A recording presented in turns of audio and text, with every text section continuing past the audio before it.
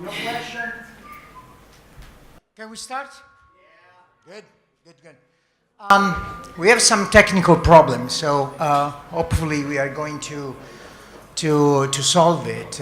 Just let you know that we changed very last minute our session in order to make it a little bit more interactive and help you out during this long week. Let me reiterate what I've told you last night, 2 nights ago.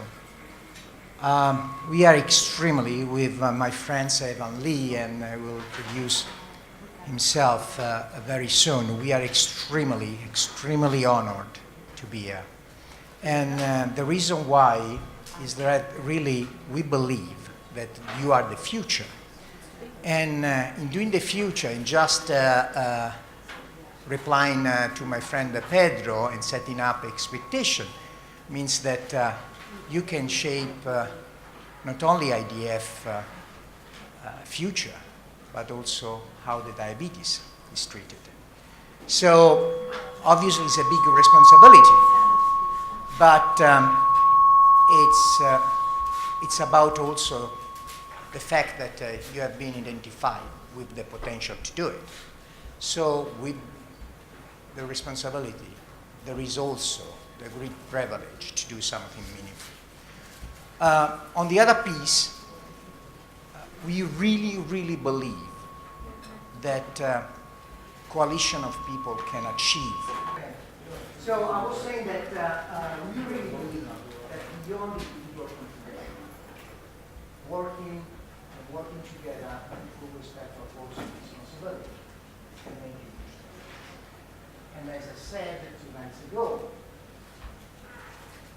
one single individual can be strong, but together, definitely we are strong. And that's the reason why we upload twice a year for this program.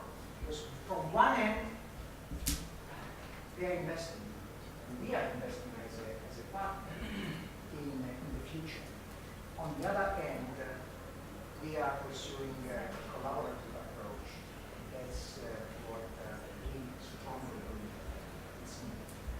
So, extremely pleased to be here. My name is Maurizio Guidi. I have been working with Eli 28 years, so probably some of you are not bored. And I changed 14 times jobs, so obviously never to be good, to be kept in the position longer, so quite frequently I changed. I enjoy very much. I started with working on diabetes, and I am back in diabetes. I'm extremely smooth. From a private standpoint, I am married with a very patient life, a wife that is Laia.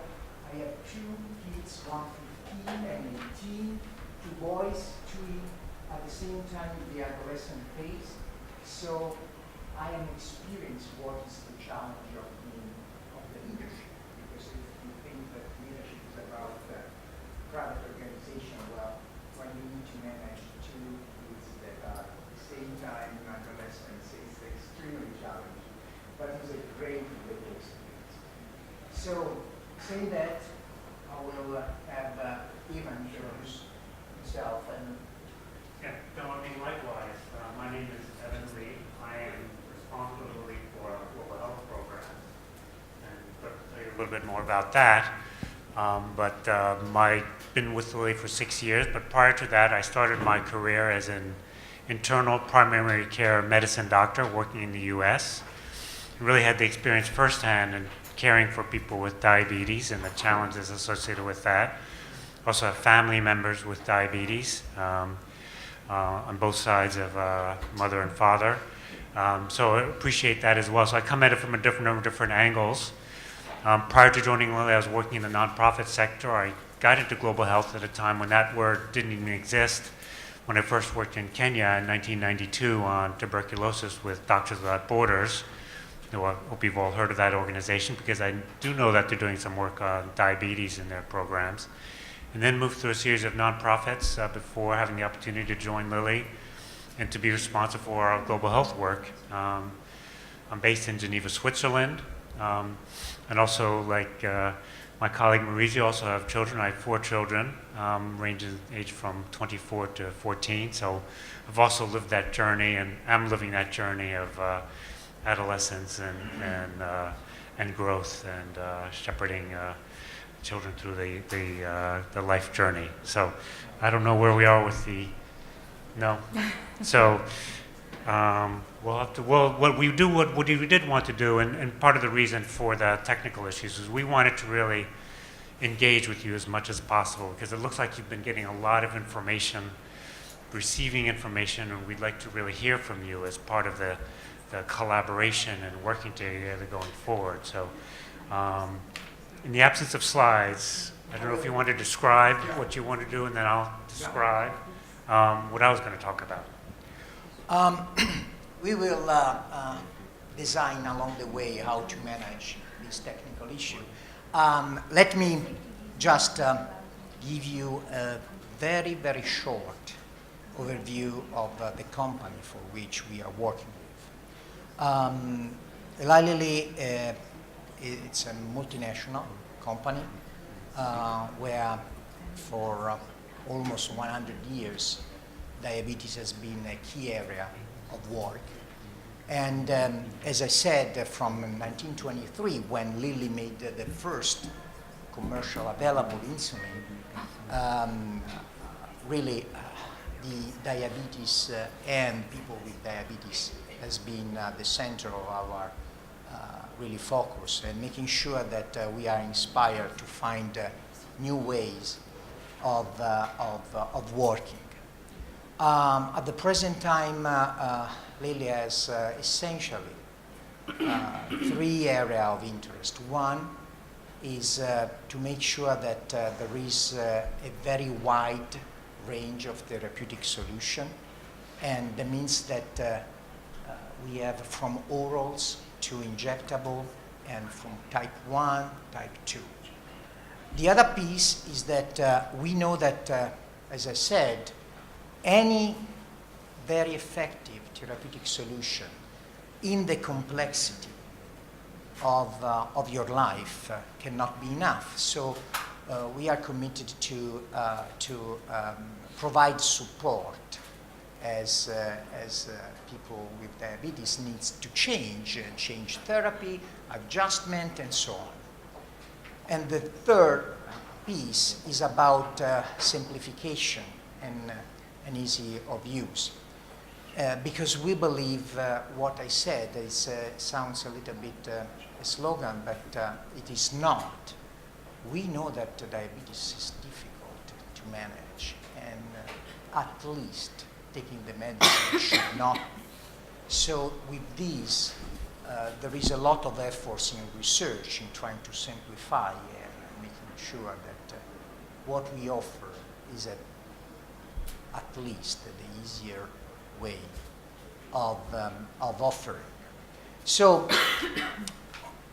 from a historical standpoint, just I mentioned 1923.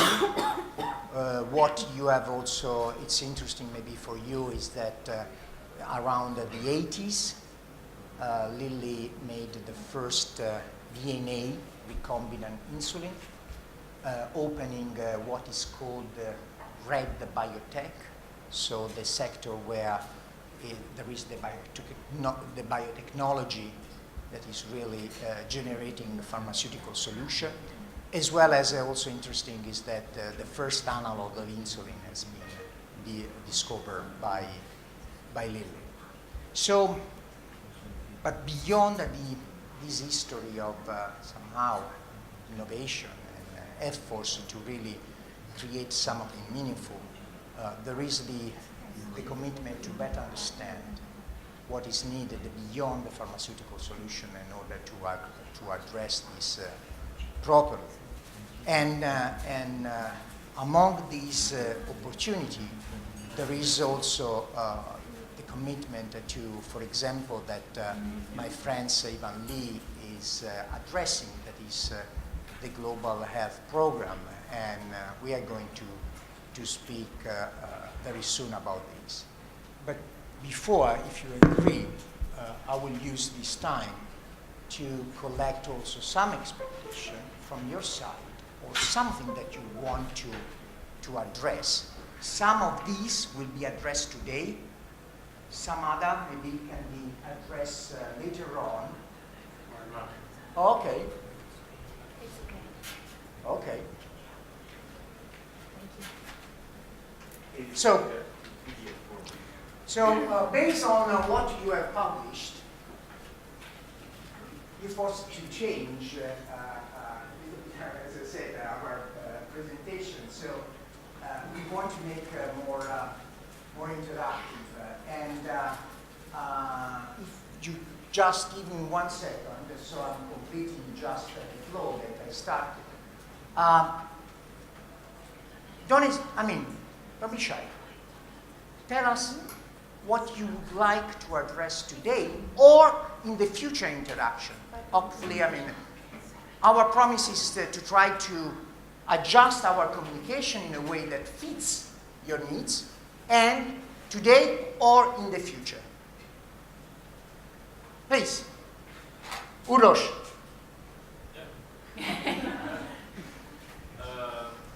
Presentations is definitely networking, so meeting people from all over the world. So that is something that you cannot get, I think, anywhere else right now regarding diabetes. So this is the largest program that combines so many people from so many different backgrounds, different countries, different continents. So What do you think that Lilly can do in addressing this piece? Well, support this program, of course, because we're here, because of you and others. Also perhaps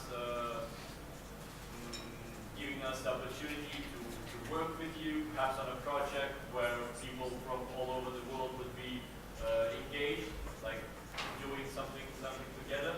That would be an idea. Pedro, can I pick?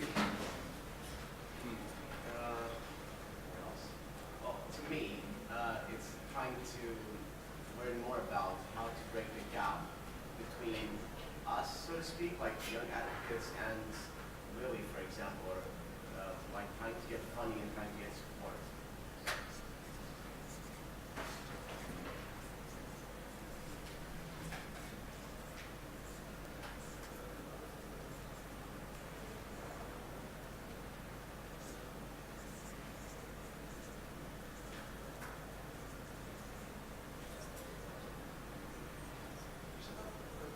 What else?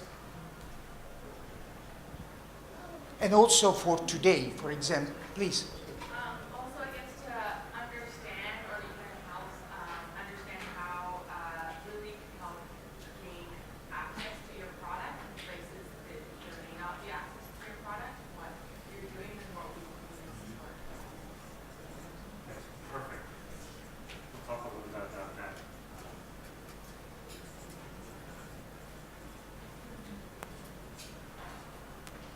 Please.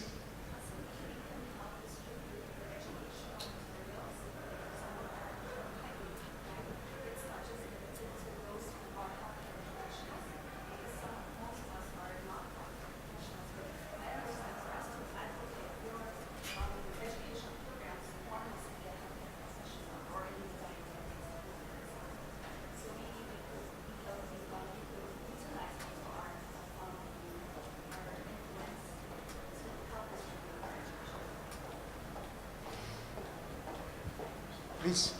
That one, we heard a talk yesterday that was saying that there are many medical events about diabetes, but we don't really have much access to many important talks or government or research. So we are finally the ones who are going to use that information and the ones who I think the most because we actually need it. It would be important for us to participate actively in the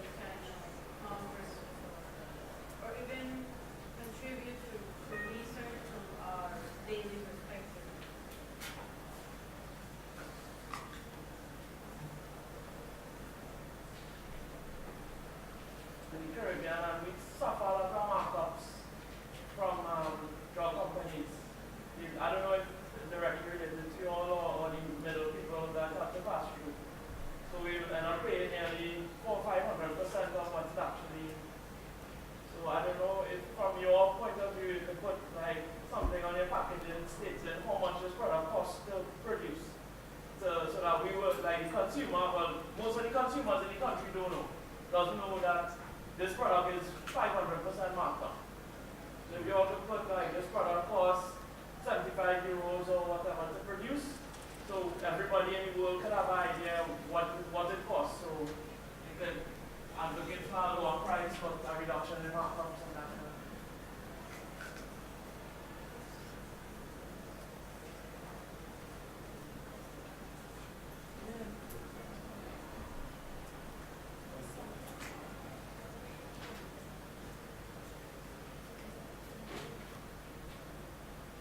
Okay, let's start from this list. Obviously, very open to keep it longer and add to that. We did hear a lot about the issue of access to products and access to quality diabetes care. And that's really where our global health work comes in. So over and beyond the portfolio of products and innovations that are really designed to make life for the individual living with diabetes as easy as possible. We also think about this more broadly through the global health programs, which I lead, and the number of programs that you see here listed on the right, for which we're going to ask your input in just a couple of minutes if we go to the next slide. So a program like Life for a Child, which is a partnership with the IDF, covers many countries around the world, and some of them you're from, I think. So it's a very much, we reach Life for a Child reaches 18,000 children in 41 countries. So it's a very much of a global population approach.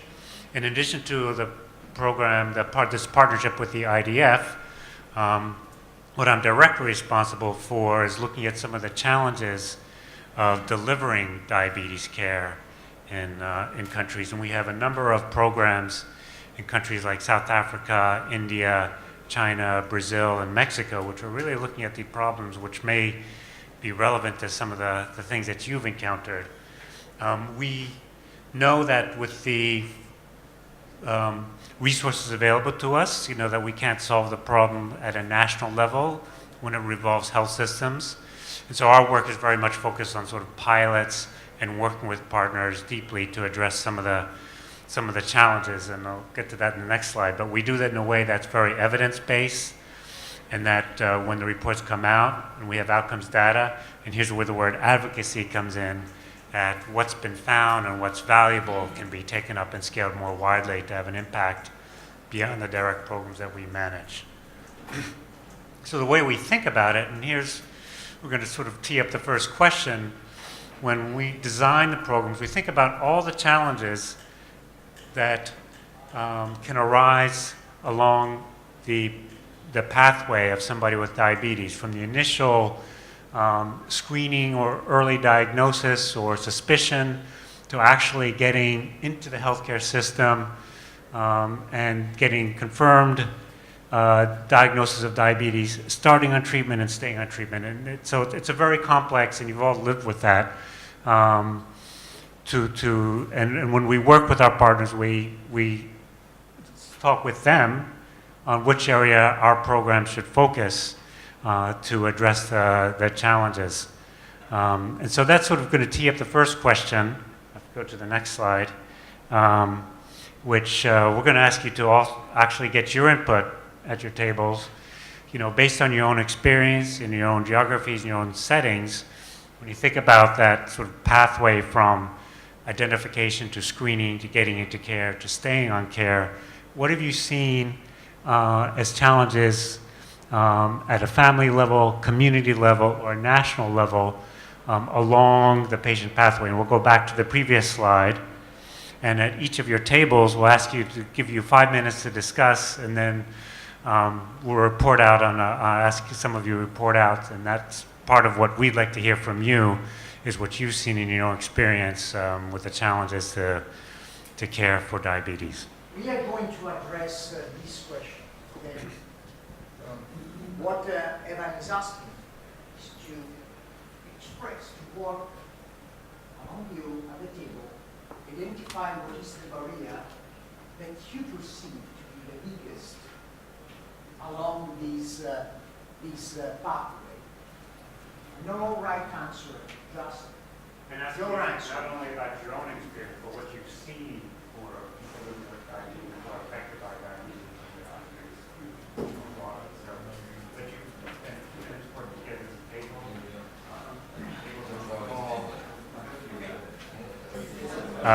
Sounds like there's been a very animated discussion at the tables about this question that we've asked, and so now we'd like to hear from you.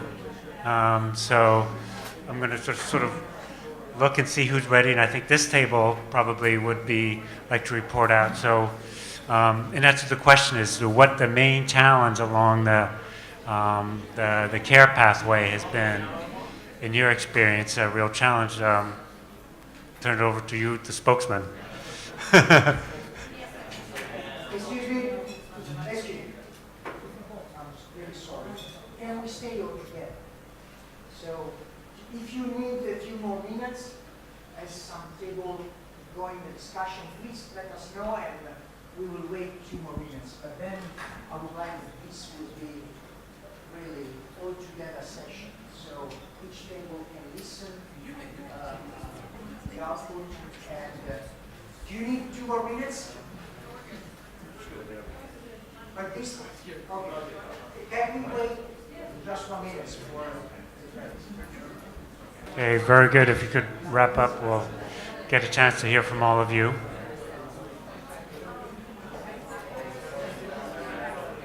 So, good. Thank you. Yes, we just now give us a chance to hear from you. I have to ask you. I know that sounds like a very important topic, but so I will turn to this table first and say, well, and hear from you what your thoughts are about this. We are all from the same region, so our problems for the most part are quite similar, and we agree that the most important problem is access to medication and information.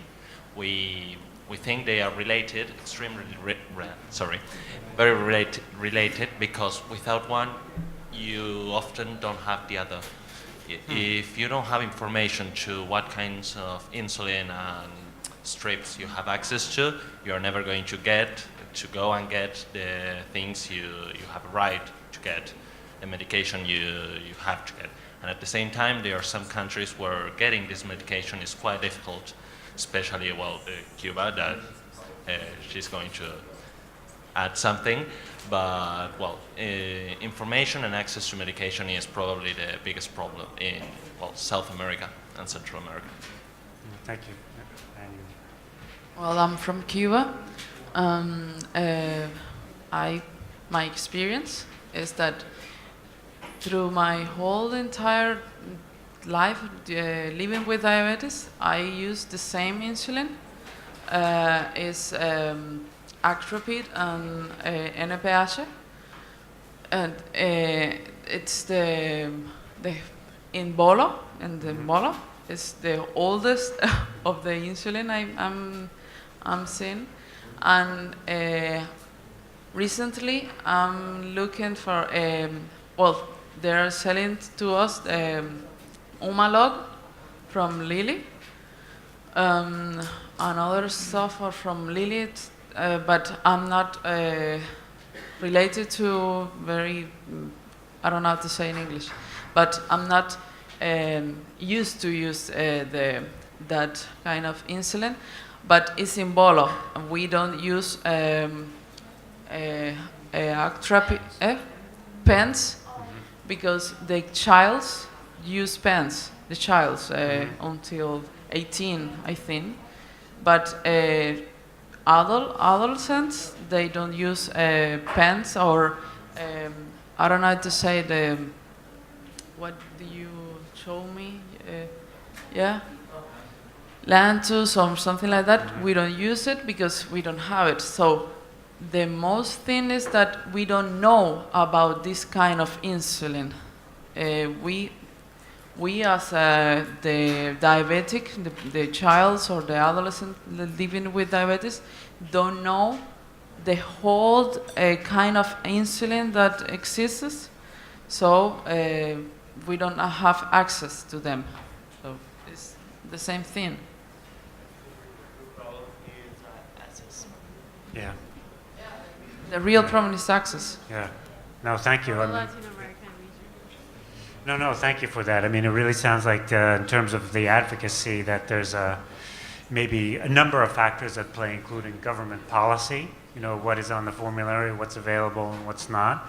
And so, there's a natural sort of advocacy piece that flows out of that.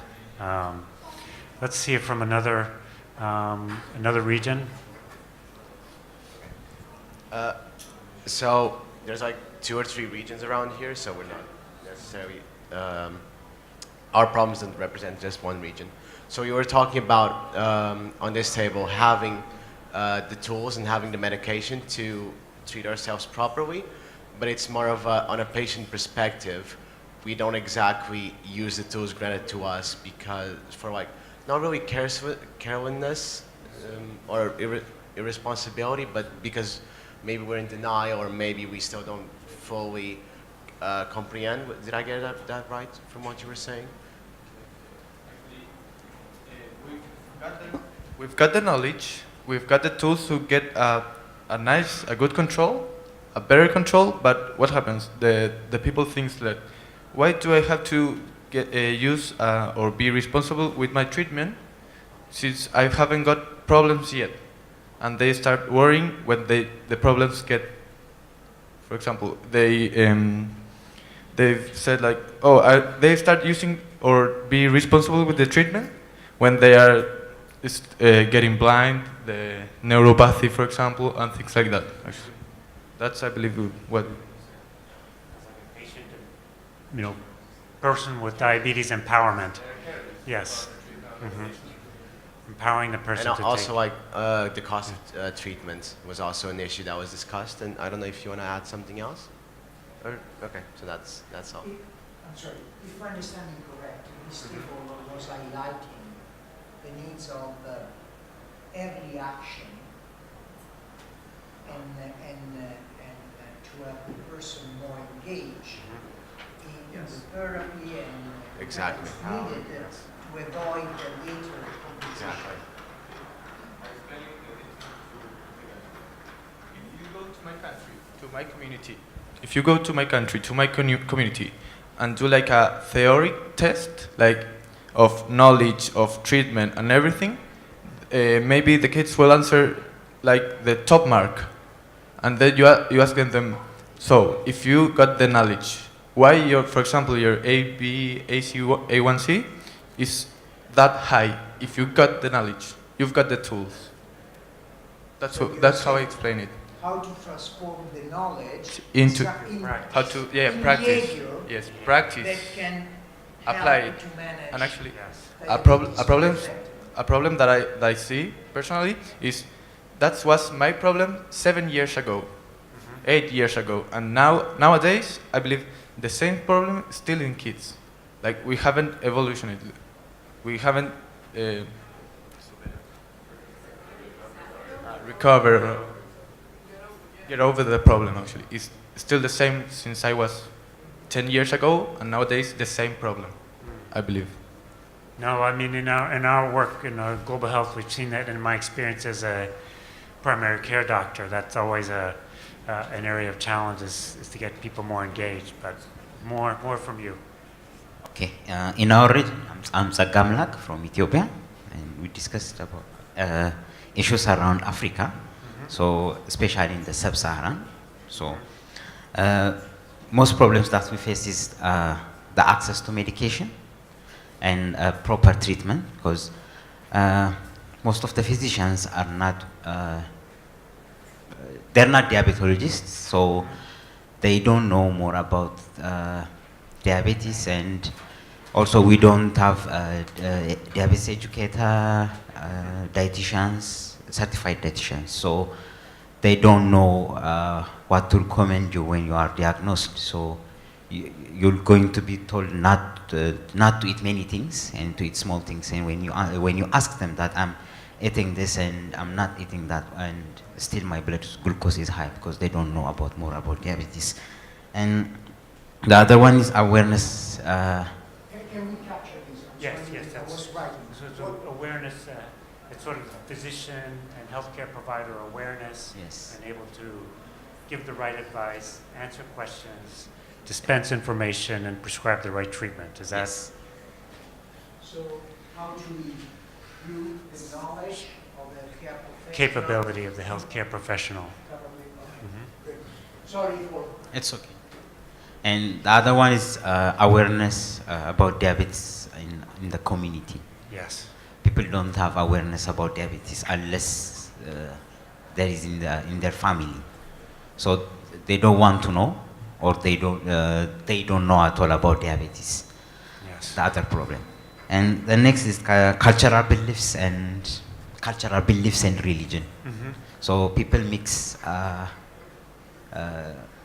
Most of the time they will stop their treatment and go to religious places, and so they will completely stop their medication. So they will see many kinds of complications. Most of the time they will come in decay. They will go to, because of decay, to hospitals. So that's the other problem that we face. Yes. Did you get? So a lot of it is like awareness of the No, I got it. awareness. The third and one then was, What? The technique? tell me if I capture well what you said. is awareness How and to improve the capability of the healthcare professional. And the other piece that I captured was how to increase the awareness in the community. Yes. Yes. And the third one is cultural beliefs and religion. cultural. Yes. Wow. Like they- diabetes is a cost. No, go ahead.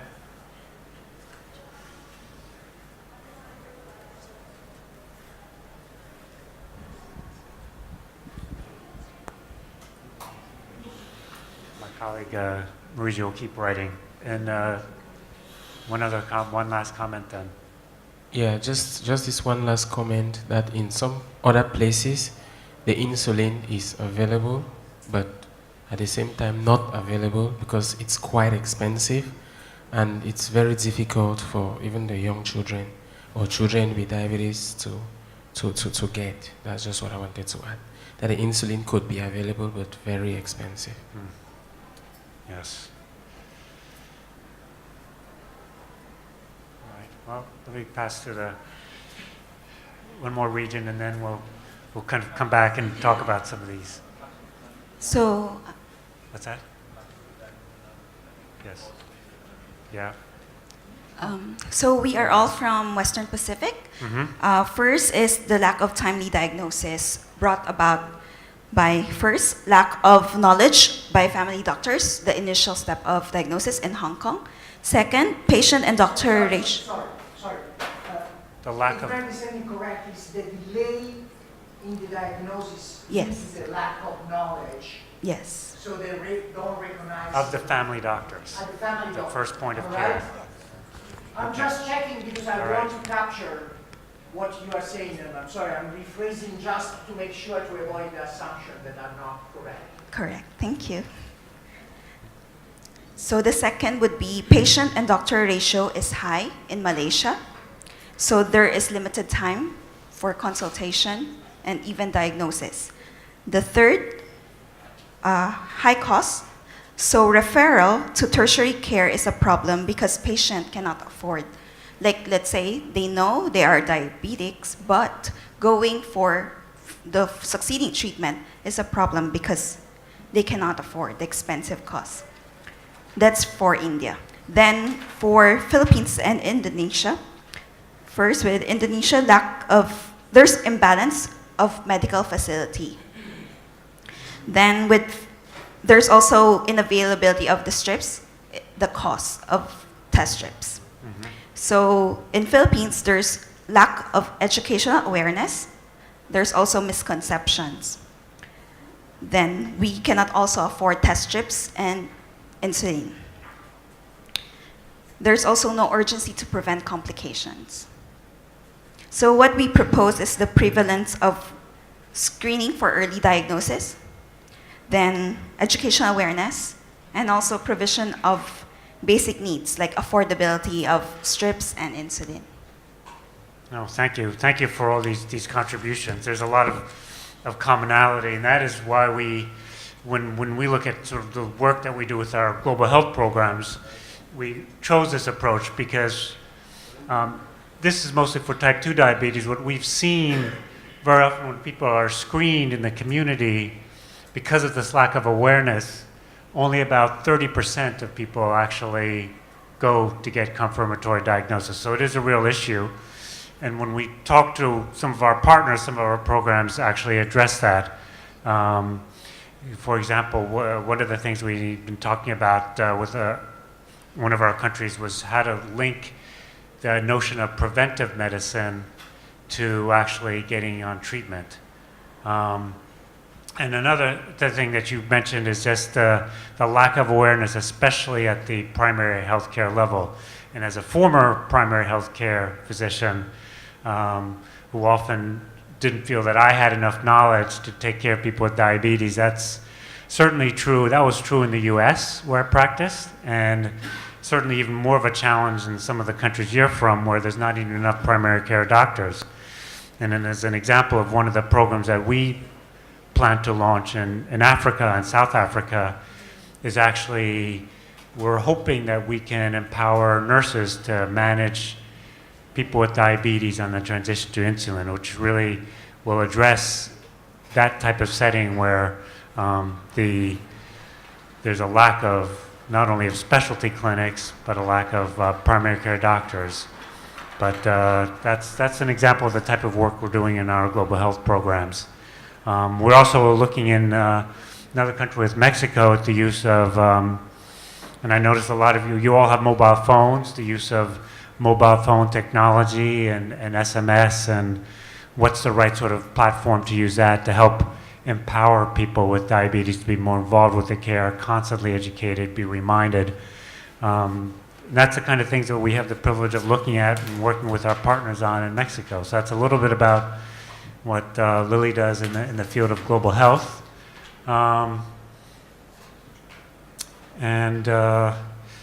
Yeah, I think that addresses, improving the capability of healthcare providers. Certainly all our global health programs, the philosophy is to orient the capability at the primary healthcare level to manage diabetes more comprehensively. I mentioned the example of South Africa. We've done that in Mexico and also in China as well. So some of these things, not all of them, and the challenge is for us when we look at our global health work is always to really listen to the communities and where we live, where we are going to have our programs, to hear where's the sort of the top priority, what should we be addressing through our global health work. So that's just a little bit about the way we go about our global health programs, where we operate. So, and then the hope is that as these programs are successful, so for the example of South Africa, what we plan to do is launch an initial pilot study to have a small number of people with diabetes have nurses manage that transition. And if that's successful, follow that up with a larger study. And if that's successful, then there's evidence that can be advocated for with the government to actually make that a national policy. And that's how we want to tie our work in global health to national policy, and where the role for advocacy in the community becomes very important as well. So I'm not going to address every question, but maybe I wonder, do you want to go back to the original list, No, Maurizio? I wanted to, if you don't mind, Yeah, also go to your list highlighting that regardless of the efforts that one company can do, it's never enough. So I'm embarrassed. Okay. Saying that, the list that you highlighted, it's multi-stakeholder, the people that speak well, efforts. Let me express. From access to medication, as well as how to transform the knowledge into good behaviors, but also think about how to improve the capability of the healthcare professional, how to make sure that primary care is well equipped to diagnose. Okay? Definitely. A company like ours can do some, but cannot do all. Okay? Because obviously the possibility to, and that's to me the key takeaway from this session. One, we need to do more. And two, we need to do more together, because some mobilization of local players has to come through a collaborative efforts, because it's almost impossible for any single stakeholder in this system to do all by himself or itself. So, Orsi, please. I have a question. Being that you're a huge diabetic medication company, what is your, no, not motivation, what is your end goal? Meaning that Novo Nordisk told us yesterday that they supply 50% of diabetics, 50% of the world's insulin. Now, you have 425 million people who need your supplies. It's no if, buts, or maybes. You're going to have people coming to you, and you have competition, but you don't have competition in a way, because we need you. At the end of the day, we don't get medication, we die. So what's your end goal in terms of, is it profit or is it partnership? Are you like a humanitarian company? At the end of the day, is it more profit? Because to me, with this kind of burden, diabetic spins off into so many other complications that if you're just a business at the end of the day, you have to see to it that, well, it kind of works for you too, because if you see that people are kept healthy, they still need the medication. So how far will you go to partner in terms of keeping people alive? That's my question to you as a company. You want to start on? Well, we'll take it. That's a very good question. I mean, I can answer. Well, yeah, I mean, maybe I can talk about it from my, I don't know if we'll have the answer that you want, but I mean, from my own experience as a primary care doctor and then working in the nonprofit sector and now working for a for-profit company, I think it's a very valid question. And as I moved through my journey, I asked myself many questions about whether I'd actually want to work for a for-profit pharmaceutical company. And so my thinking about this now is that, in a capitalist system where funding for research and development and for producing products has to be done on a sustainable basis, the business model is about sustainability. So I came from a world working in NGOs where you would get a grant from Gates Foundation or donor, and at the end of 5 years, that grant runs out, and then your program stops. And so one of the things about working for a company, and one of the things that we also, I don't have a slide on this, but one of the programs we're exploring is sustainable models of providing access to insulin. But I think the for-profit thing sometimes can be, people get caught up on that, but it's also a way to think about things that are sustainable and not dependent. So that's a partial answer to your question. And then I think, in terms of getting input from folks like yourself for the solutions, on the innovator side, I think that has to be done in partnership. That has to be done with the voice of people and their needs in order to come up with solutions that are, and products that are as friendly and easy to use and adapted for the needs of people affected by diabetes. So that's my spontaneous answer to that.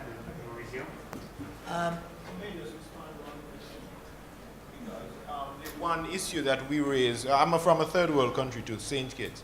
Shipping rates are absurdly high because everything on an island has to be shipped in by air or sea.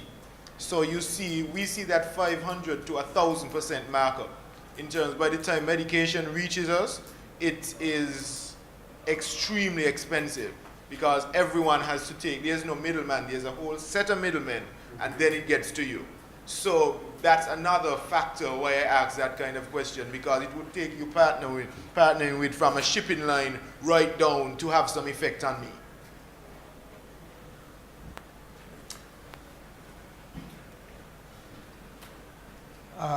Let me start thanking you for to be honest. That's a very fundamental question.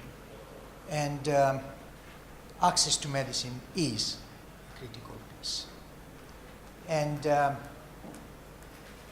as a human being, we should not accept to have people dying for the lack of availability. Okay. You ask a specific question, what Lilly wants to do, and if we are a profit company or not. And let me tell you straightforward in advance, it's not about making profit or not making profit. It's about how you make profit. Profit is make any company sustainable, okay? So let me give you a concrete example, and addressing also a very good point, how we price our product. We start with almost 10,000 molecules, and then along the line, just one arrive to the patient. Out of these 4 molecules, only one usually pay off. Okay, so it's extremely risky area. And the reason why any one of us has a mobile phone, in 20 years the play changed dramatically. Because if you look at this sector, for example, the big players of 20 years ago, you might even remember. How many of you remember Motorola? Okay, good. Nokia. You know Nokia, but Nokia was market leader, it's not any longer. So what I want to share with you is this one. In some sector, you have new entrants, okay? Because it's relatively easy.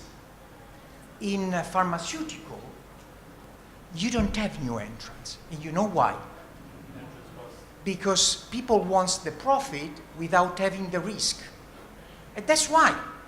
Because otherwise, why big company with a lot of cash flow wouldn't jump immediately and doing our job? So it's not so easy. Primo punto. First point. In Italian, sorry. The second point, it's, so I was telling you that it's difficult to develop, drugs. The other piece that you have to recognize is that usually the pharmaceutical cost, it's limited percentage of the total cost. So the healthcare budget is driven by the hospital cost and so on. But your point is that essentially I do not care about total cost or whatever. I care if I have access to insulin or not. It's a fair point. But my answer to you is that we do not control all the steps along the way that makes that one single product can cost 1 and then at the end you pay 10. That's the complexity of this sector. That there are multiple players, and this player has to also to be regulated by government or by organization, whatever, in order to make sure that what is the end result, it's affordable. So anyone has to do your job. I mean, is their job. And all together has to be integrated. So the piece that I would like to share, obviously, your feedback and your challenge is a good one. You deserve to have the right treatment at affordable price. What I want to share is that it's not as easy, otherwise will be very frequent to find solution, because we cannot control all the passage, all the steps that create this issue. As well as also addressing one of the points that you highlight was how we can fill the gap. Well, what have been partially presented has been approved by the local Ministry of Health.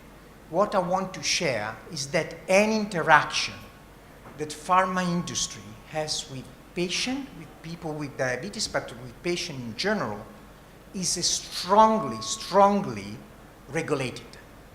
So it's not the lack of will. It's just that it's not as easy. But the point that you made was how can we be more informed in order both for scientific advancement as well as educational material. That's a need that has to be addressed. Our company, for example, is thinking that since there are critical moments in your journey with diabetes, and one of the moments is starting, for example, the therapy, we have developed some programs for helping and facilitating this moment. So how to make it available, and also more aware, it's a gap that we need to address. And also to make more available everywhere. So my point that I want to also to stress, and addressing also the previous question, is that please believe that what we can say is regulated. So for example, we couldn't speak about our product. And you did see that we didn't mention product. You did, but I was not able because it's considered promotion. And it's not the point that I want just to be candid with you that any interaction is highly regulated. And that's why there is also some gap that can be considered that is really structural there. In terms of the knowledge and the information.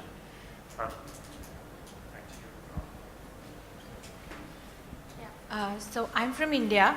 So there's the issue is with the access, right? There is non-availability of insulin in majority of the Indian continent. So I feel it is, firstly, 70% of the India is in the rural. There is, even if we provide insulin free of cost, there are few places where a lot of insulin gets wasted because of storage. Storage issue actually destroys a lot of insulin. So even if we try to provide them free insulin, we are not able to get to that point, like able to give them the right insulin which can help them. So it's actually being destroyed. So we are wasting too much insulin there.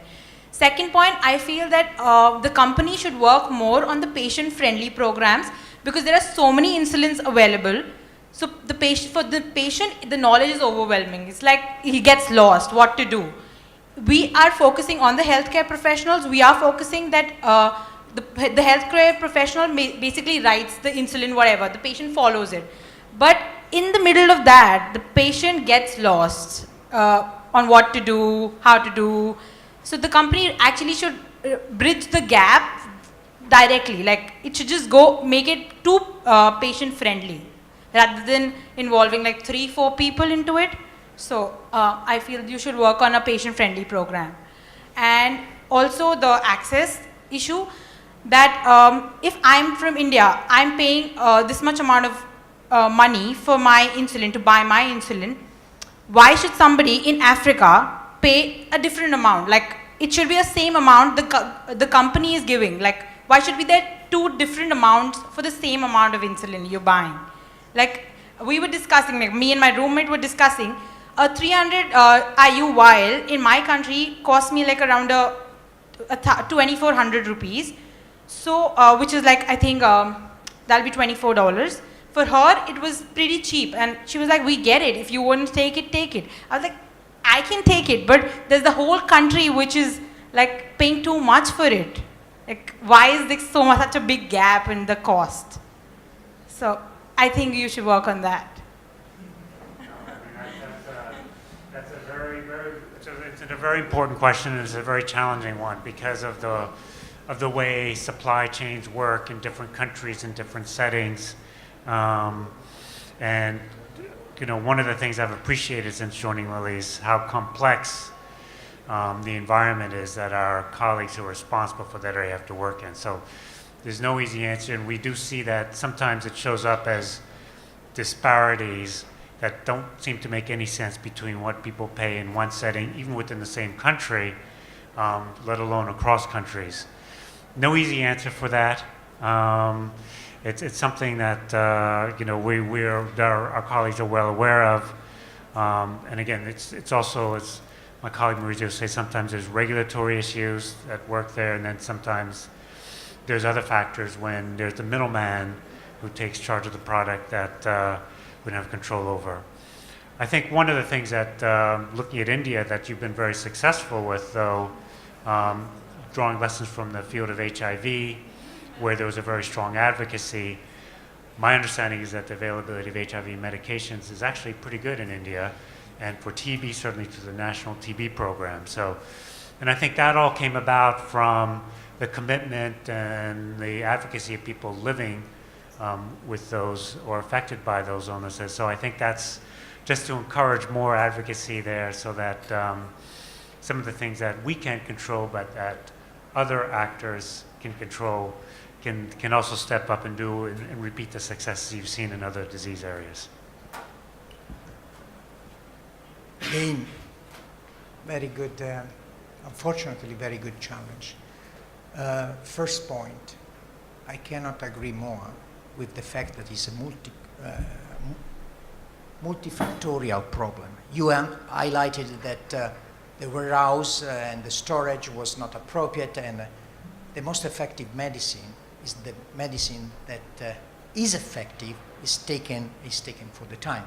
So you're absolutely right, but this highlights exactly what I said, that was it's a multifactorial problem that require multi-stakeholder interest and commitment, because we can make even also available insulin, and I'm speaking for the sector in general, but if the infrastructure is not there to address properly with the minimum requirement, is going to be wasted. So that's one issue.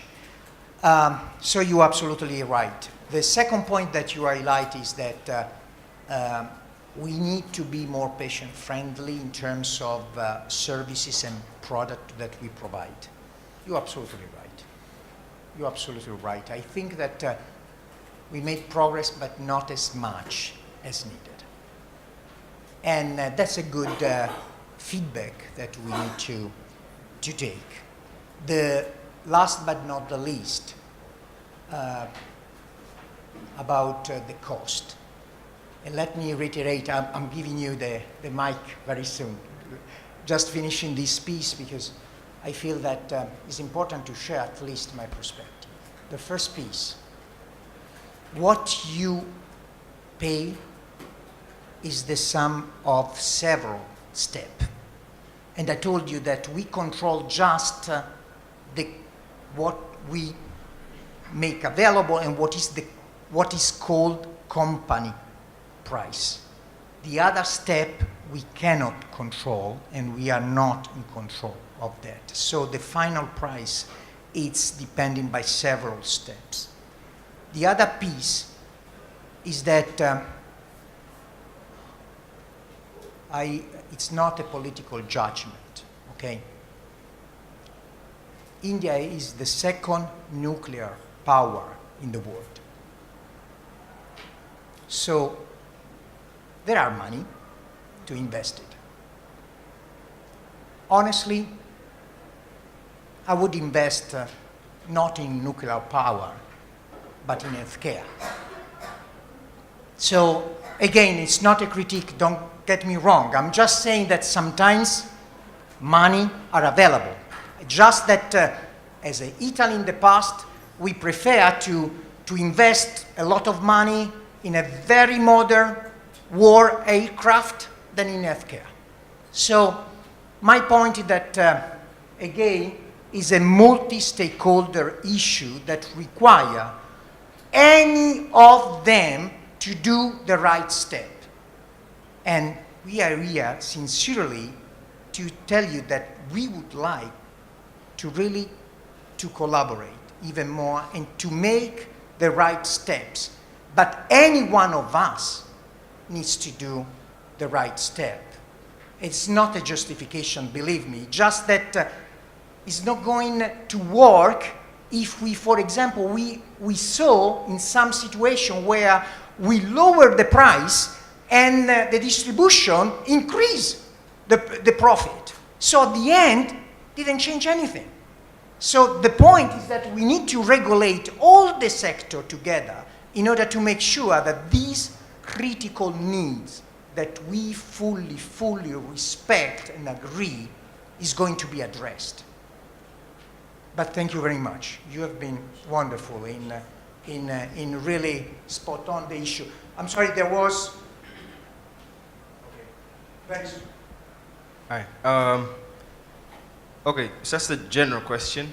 So, why is it that pharmaceutical companies always focus on improving diabetes medications, treatment and all that, and not focusing on the cure? Is it that they look at business-wise? Because, okay, I take economics, and what you just said deals with pricing discrimination. Like she was saying, she said there are different prices. So this pricing discrimination thing focuses on places. So you'd find in America, insulin is more expensive than Africa. Like first degree price discrimination. So why is it that pharmaceutical companies always focus on maintaining and improving diabetes medications instead of focusing on the cure at least? Because do you think that if they find a cure, then they're out of business or what? That's a very good question. I think that no, but I mean the issue of the nature of diabetes and the different types of diabetes, and the fact that I think if there was a cure, we would be certainly developing it. I mean, we would, and once that cure was available, we would market that cure if there was a miracle drug.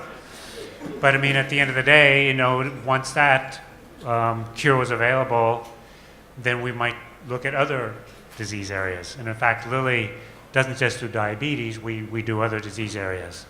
I think the science is very tough for finding a cure for diabetes, and that's why there is no cure today for any of the types of diabetes. And I mean, I think that's the real simple answer. It's not that it's in our interest to not have that, it's that it isn't available.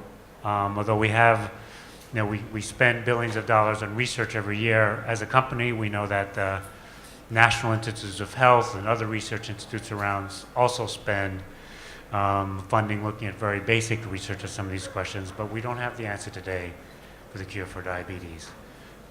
I think that's a...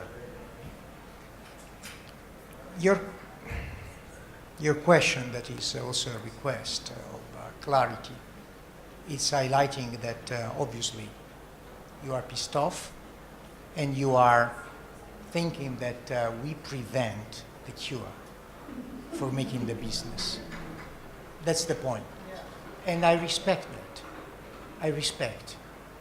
Because if I would be you, I would be angry as mad. You're right. But the point is that don't think that will be easy, because pharmaceuticals are not the only one that are doing research. So if it would have been so easy, would be discovered. And believe me, I know that it's maybe difficult for you to believe, but we try to have ethical standard. And as I told you, I'm not going to tell you that we are not making profit. I'm just telling you that the profit that we are making makes sustainable innovation to ensure the advancement are produced. That's what, honestly speaking, I feel that I can speak for the company, but in general the sector, I do not believe that the QI is available and is not making it available just for profit reason. But you know, I accept your point and appreciate the honesty of sharing your feeling, because I feel that it's deserved. I'm sorry, there was. I need to be sure that. Are you comfortable to keep going? Yes. Okay. Yes, sir.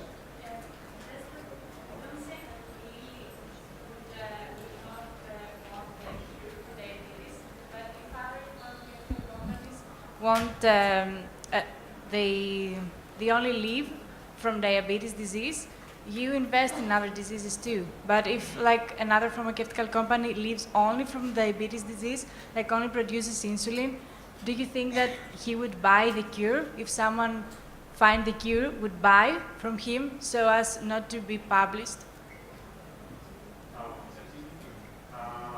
I'm sorry for my English, just...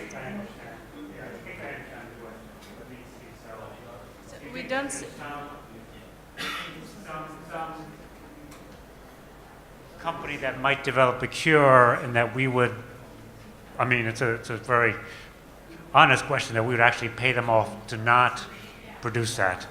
I don't think so, because, I mean, I'll be quite blunt here. I think if there was a cure, we would have a commercial interest in selling it, so, and marketing it. So I don't think that would be a reason not to suppress. I think that's what you're saying, is suppress the science of a cure that's out there, and that we are deliberately suppressing that. No, it would be an interest to actually, you know, again, looking at the commercial model, to have it, because, I mean, there's new people developing diabetes, so if we had a cure, there'd be a need for it, just as with antibiotics. You know, antibiotics can cure an infection. That doesn't mean that companies are suppressing a cure. I mean, it's just, they would still do that. So, no, I think the answer is that the science is just very hard on diabetes. You know, it's just multifactorial, and that a lot more research needs to be done. Governments need to invest more in research. I think that, and not only, you know, countries like the US, which I think the NIH budget is just under $30 billion a year, but countries such as India, where there's a lot of scientific capacity, should invest more in doing that basic research, because the problem of diabetes is so widespread. So there's a lot of capacity around the world, and so I think, again, this is maybe one area of advocacy, is really having more basic research done to address this issue around the world, and other countries also joining and investing and having their governments and universities get their best scientists to look for this problem of the cure. It's well beyond just what Lilly would do.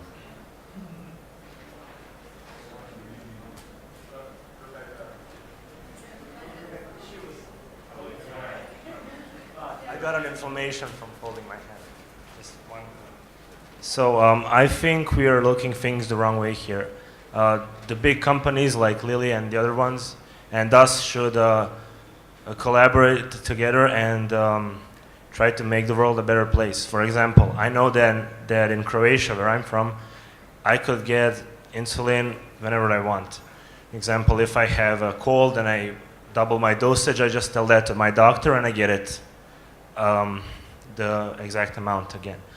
Where you have parts in the world where you don't have an exact enough amount of insulin in the world. So this is a difference where we should jump in and work together to distribute insulin to other places in the world where there's a deficit in. I'm not saying not literally selling it or below price or anything, just to work together. There's this one website I came across. It's called Insulin for Life. Maybe somebody heard about it. I'm sure somebody did.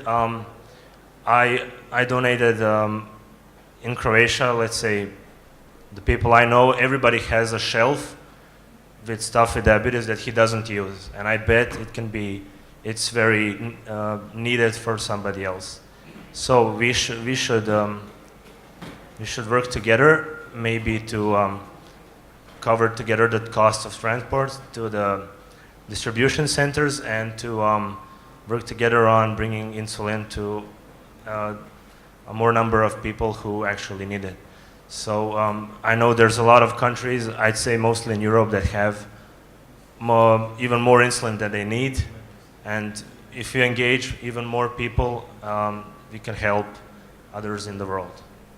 That's what I think, and we should just work together on that. This is not a question, this is just a statement. And if somebody would like to join with me, I'll get in contact with those people from Insulin from Life and try to send as much as possible when I go back home. Thank you for that. I think you really highlight the importance of the partnership and collaboration, and I think that's been a common message that we've been trying to convey, and what we hope to do with you as Lilly. So, I think you. Yeah, so following on from that, like access to medicine is obviously a priority for many of us, and like providing aid, as you were saying, is also a priority. And Eli Lilly do a lot with the Life for a Child program, which is an incredible program and does help a huge amount of children. However, I've recently read an article about the member association in Ghana, where the head of the association, I believe, was involved in fraud, so was selling some of the aid, and it didn't reach the children who needed it most. It was incredibly shocking to read, and I was just wanting to know, like, because I put a lot of faith in these organizations, and I eventually want to work in these organizations. What does Eli Lilly do to ensure that aid does actually reach the people who need it most? It's a very good question, and very sad to hear that story, that donations, and I've seen that not only in diabetes but in my global health career. I've seen that in many settings. What I think it's important is to first start off by trying to choose the right partner and the right commitment. I mean, we do spend a lot of time, and I know Life for a Child does, which we don't run directly, but I think I have a similar, try to vet and get to know the potential partners they're working with. Because for programs like Life for a Child or our global health programs to be successful, you really need strong organizations that you can partner with, trustworthy, that will use the resources that are given them, whether it's our funding in the case of the global health programs, or the insulin in the case for Life for a Child, and use it responsibly and sort of deliver on what they promise us when they come to us with those requests. Having said that, sometimes things happen. Projects get behind, or this unfortunate thing happens in Ghana. When we do that, we try to, course correct. It's important to bring these things. And one of the things is to bring these things to our attention, or the attention of our partners, and that provides an opportunity for course correction during that. But I think it's important when we engage in these kinds of things to really hold, again, the multi-stakeholder, the multi-partner thing. The partners have to be responsible, and we have to hold themselves accountable, and they hold us accountable for holding up our end. Yes, thank you.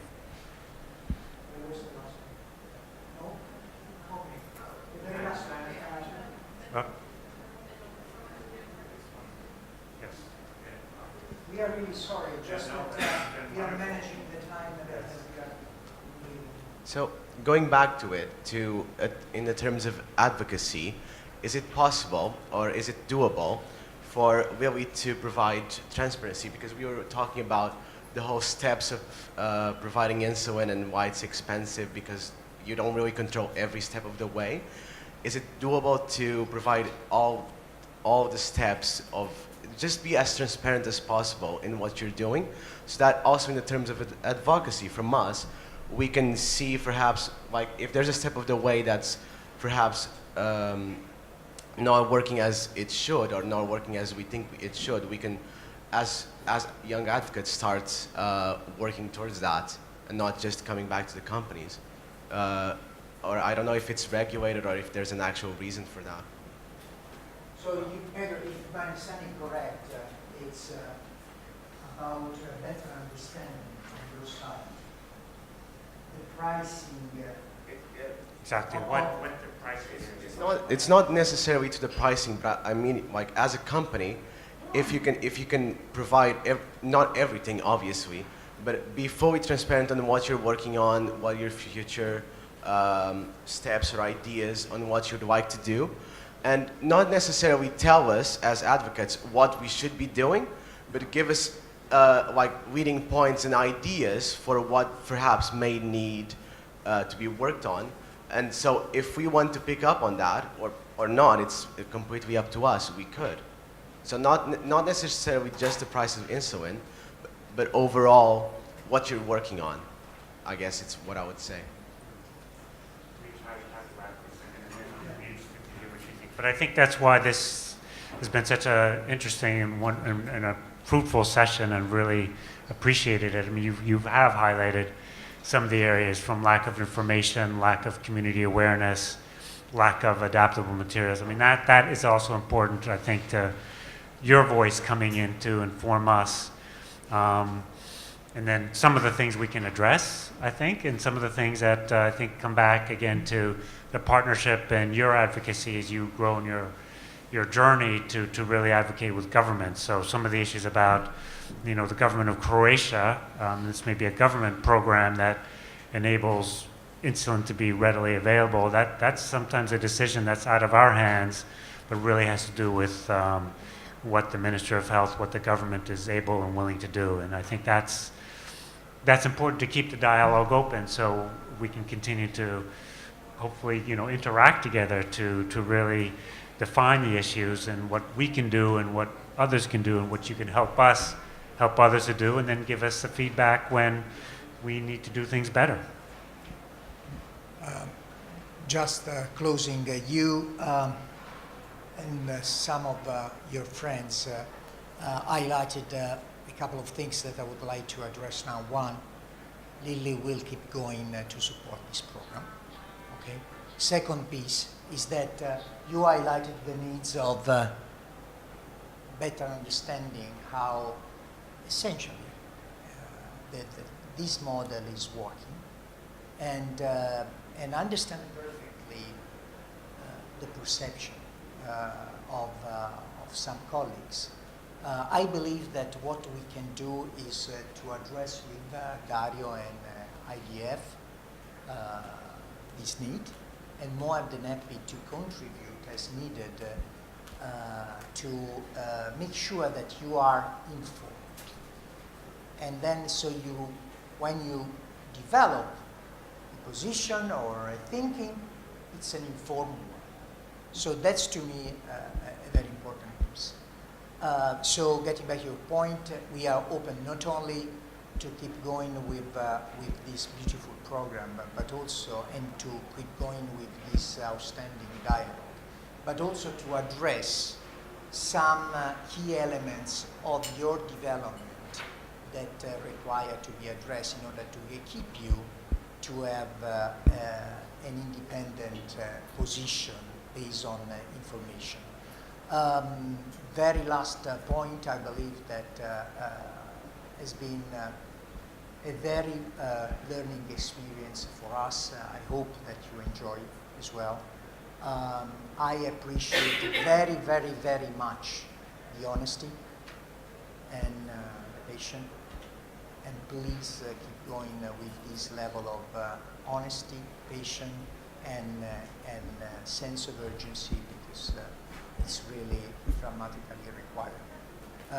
For me, it has been a touching experience, because I feel the pain that you feel, and I can promise that I will do really my best to help Lily to do with my friends and the friend Emily to do an extra step in this direction. So I'm extremely thankful for this beautiful interaction. Likewise, very, very appreciative of this nice to do with you and view the diversity of you from all over the world and the thing that you see is very, very, very, very important and we're very appreciative and hope that there's a way we get to the idea to continue the dialogue. These issues can be addressed sooner, some of them will take a longer time and continue the discussion and working together.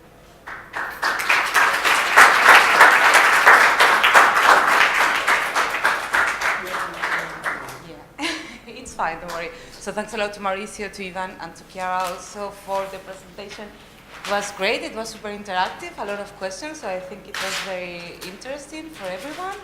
And yeah, we will be in touch for all news and updates of YLD. Just do you need this, or do we want that we take and maybe we can share later? Yes, yeah, you can. Okay, I have an update on the schedule, but first one thing, the attendance form. They are around, so I only have the one for NAC. There are 5 missing, so sign and give it back to me.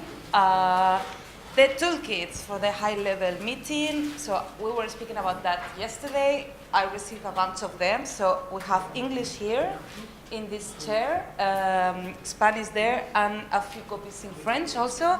So please, every one of you, take a copy and also speak with your member associations about this, because we need the support. Thanks a lot. We need the support of everyone for that. So I think here what we want to do is how do you measure? Well, first of all, you need to get your objectives right. Then you need to set the measurement tools, and then you need to put the outcomes together. So that's what we're trying to aim. So Konstantina and Danielle will first introduce their project. Then we're going to work in groups in the same way as you did yesterday. So based on the types of projects. And then the idea is really for you to identify for each one of those types of projects what are the key goals and measures that you can put in place. So that's going to be a brainstorm, and then at the end of that we will just ask if you can, a bit like yesterday, come up and explain what goals and measurements could be. So with that introduction,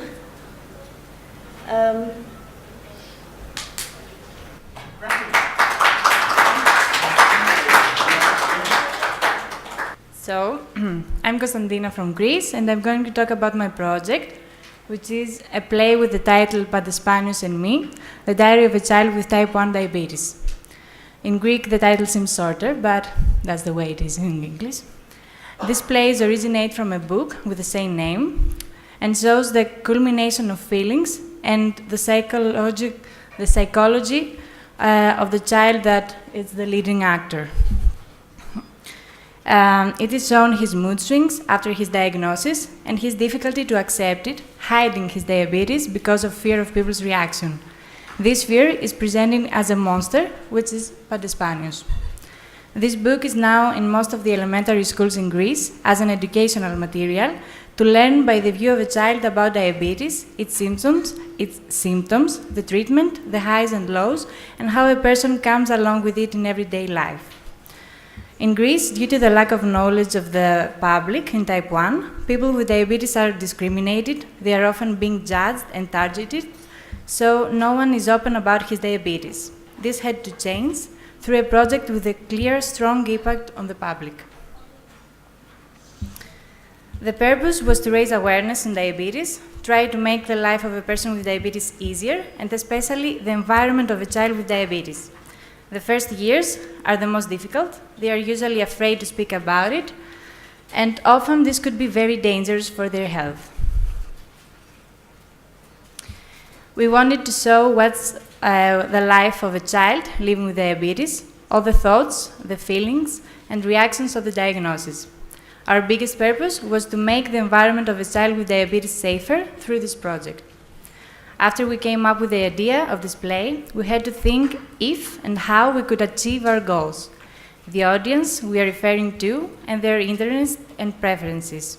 If we wanted to make this project successful, we had to think the best way to attract people in my town by their interest. The most important thing was to figure out a way to provide essential knowledge that can be understood so it could be transmitted. As the book had made a huge success in the elementary schools and people in Heraklion preferred to go to plays, we came up with the idea of creating a play from this book so we could raise awareness the best possible way in my town. We had to find a suitable, affordable location which could host a lot of people with a big scene and a good soundproof. We had to take permission from the government about the education purpose of the play in schools and for the play generally. We had to look for specialized contributors like a director, executive producer, a script supervisor, props master, etc., and volunteers actor for the play to make a plan for the budget and find sponsors. The paperwork until our liability to start the preparations of this play was really hard to accomplish, and as it was a low-budget production, we had to find municipality funds and big sponsorships. We were responsible to write our own script that should be suitable for children and adults. I know that probably the most difficult part of a project is find a big sponsorship. What we did to reach our money goal from sponsors, I will tell you what we did to reach our money goal from sponsors only. First, if you want a big sponsorship, you should find a sponsor who has interest in the subject of diabetes and could benefit from this event. I'm in the wrong, right? No? Okay, I don't know where I am. Here I am. I'm sorry. Okay, and then we informed them the aim of this project, the reasons why we needed them, how we could use their sponsorship, a formal report of the expenses of this project, and the change this project would make in Heraklion. They were very satisfied about all the paperwork and all the information that we gave them, so they said okay immediately. They were like 4 or 5 pharmaceutical companies.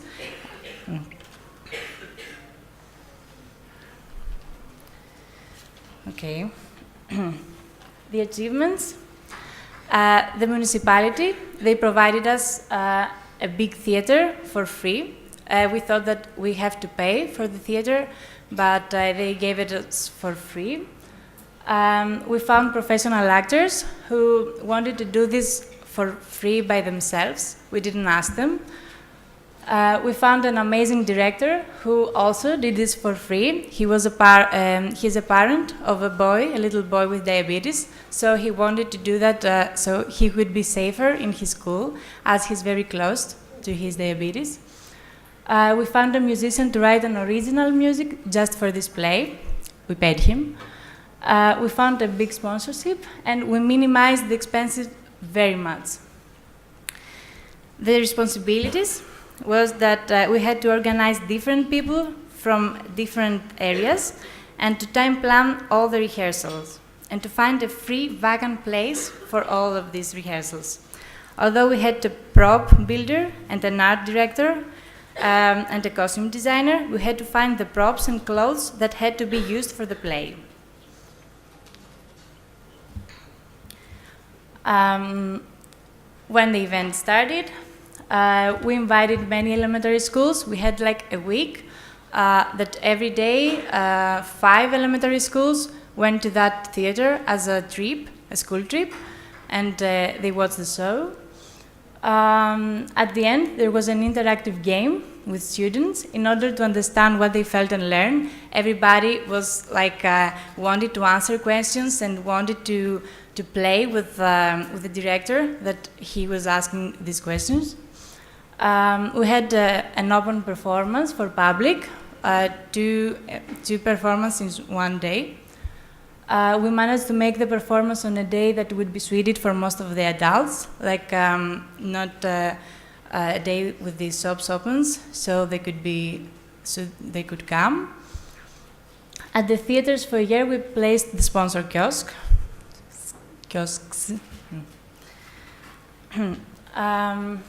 Okay.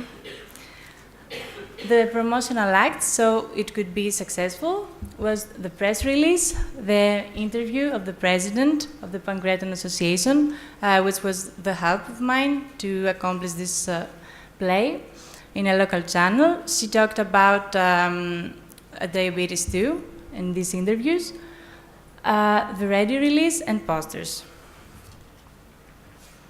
Okay. The critical reception was that the play was very funny, moving, and educational at the same time. They shared their experience and identified themselves with the leading actor, the children with diabetes. The interactive game, it was a great success. All the kids showed interest in diabetes. And after the play, they will come, and when a kid said that I have diabetes, they would all come to go to him and ask him questions. The parents empathized with the child's parents. They were all crying, like, very much. It was a positive, all the press reviews was very positive. They said that it was something that Heraklion didn't see before, the great way to show what diabetes is and the psychological part of the whole family, just to know about it. And the outcome report. The play came as an alternative complementary strategy to fill this knowledge gap in diabetes. It was a bigger success than we have imagined. And everybody wanted to learn more, so they would ask us to go to the TV channels and talk about diabetes and speak about it. The reflection on the condition of diabetes in Crete had changed really much since then. People engaged with diabetes, shared their story and talk about it, like that we never seen this before. The Heraklion is like a village. Nobody talks about it. We have communication with the doctor, and when the child is diagnosed, we go to the hospital and talk about it like a psychological support because it is not provided. And they are afraid to say that, okay, I will come to your meetings with the associations, but now we have like 500 members, which is wow. And it inspired and influenced the local community to reopening the discussion about diabetes. These are the props. This was the scene. Oh, sorry. This was the open ceremony. No, the open, anyway. And this was the leading actors. The green guys are the Padespanios, with the middle guy with the straps was the leading actor. And when he was afraid, the Padespanios was bigger, and he was like hunting him. But then when he started to talk about it and he went to camp, he smalled, and it was like a little guy that they were playing, and he accompanied everywhere, the leading actor. That's that.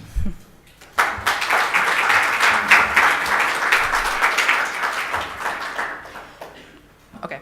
I'm just going to talk a little bit about outcome reports and what you need to think about when you may be doing them. Okay, so first question is, why are outcome reports important? So not only are they important to show the impact and to measure the YLD program as a whole, but it also helps with getting support from your member association. And then the biggest reason I think that reporting is important is to get sponsorship and funding and be able to have something like to show what you've done to your sponsors. So a few things to think about of how do we measure the impact of what you're doing. So I think first of all, setting goals and having quantifiable goals is really, really big. So if that may be, your goals might be you want to have access to X number of people, or that if people go to your programs, their A1C may improve, or their self-esteem may improve by so much amount, by a certain amount. So just understanding what your project is and how you can have measurable goals in your project is pretty important. And then another side of it would be if success stories might be relevant in your reports and in your projects to show the social side of people going through your programs or your project or whatever that may be. And then how do we capture that information would be through surveys. So you can do a survey before your project to a survey after your project for the group that it is impacting, or just do post project surveys or whatever that may be. So you can show your impact either year over year. So say you run a camp, you say, okay, we had 100 people were impacted last year, now we have 200 people, and out of the people that went to our programs, last year we had 80% of people now check their sugars more than twice a day, and this year we now have 90% of those people. So our programs are improving, so maybe you should help support us, or whatever that may be.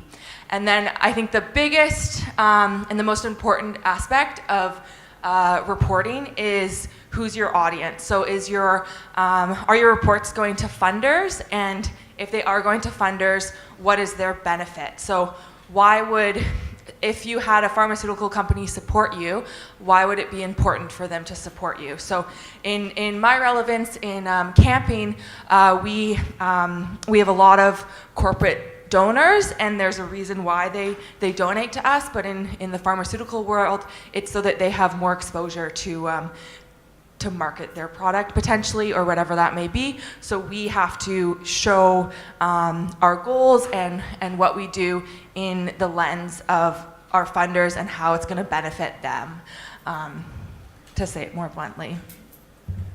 So I'm just going to go through a few numbers and things from some reports from camp to show why gathering certain information is important. So so our DCAMPS programs impacts 2,500 campers, kids with type 1 annually.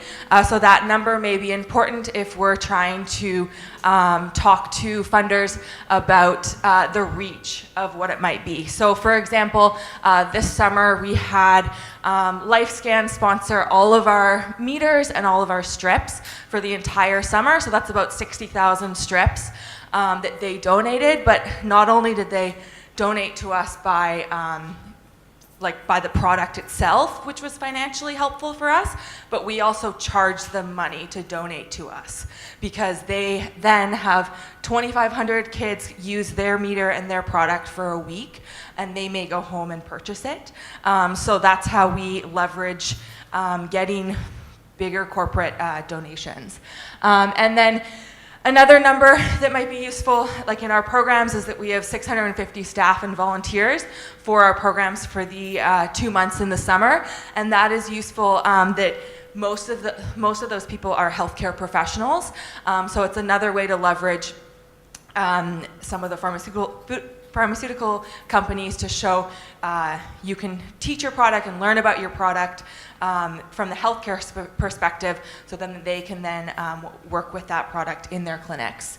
And I talked about the strips and lancet. So if you remember yesterday, I had those 3 reasons of why diabetes camp is important. And so in our surveys, we try and capture those goals in questions. So we can get results like this. So as we said, camp gives kids with type 1 that sense of community.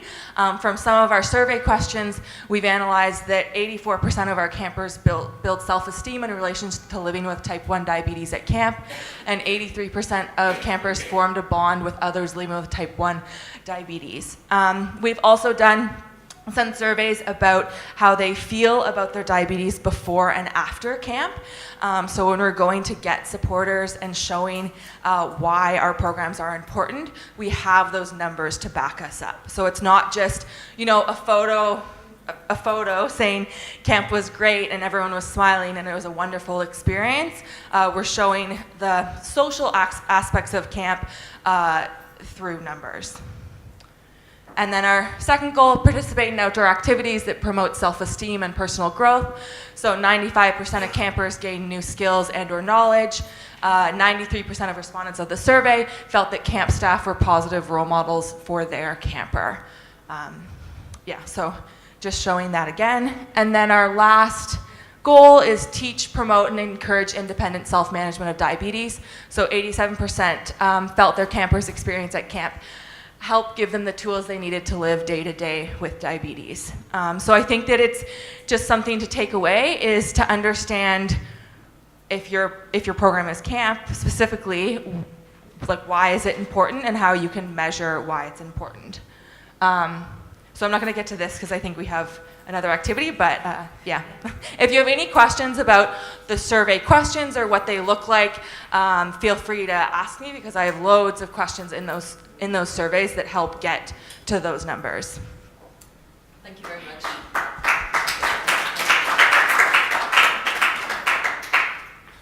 So basically now it's time for a brainstorm. So if you could please go and form the same groups as you did yesterday and use the same setup and the same flip charts and all the rest. And at the end of the session, we will ask for a couple of groups to... Can I recommend that we use the same papers perhaps as before, so thanks too much? Yeah, just do, and basically... Now we use the same tables that we used yesterday, so that people don't need to talk to each other. Exactly. And I think what we would like you to think about is, what is your overall objective in conducting your project? Okay, so if you just, when you set up the table, what we would like you to think about is what are your overall objectives so that you can see how you can measure the impact of what you're trying to do. So these are just to help you to think about the goals and the way that you measure them. Okay, so up to you.